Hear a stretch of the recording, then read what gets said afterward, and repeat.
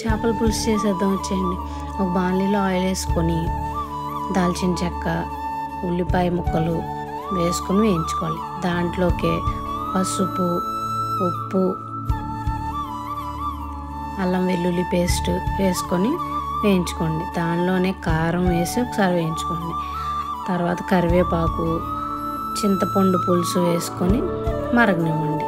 దీంట్లోకే పసుపు, ఉప్పు, కారం, ఆయిల్ పట్టించిన చేపల ముక్కల్ని దీంట్లో వేసి మరిగించండి. దాంట్లోనే లాస్ట్లో పచ్చిమిరపకాయలు, కొంచెం గరం మసాలా, ధనియాల పొడి వేసి మరిగించండి. ఆవకాయ ఆయిల్ వేసుకుంటే చాలా బాగుంటుందండి, కొంచెం ఉంటే వేసుకోండి.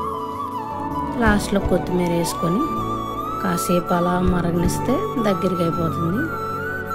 వేడివేడి అన్నంలో కంటే ఇది చల్లగా అయితేనే బాగుంటుంది. ఒకసారి ట్రై చేసి చూడండి.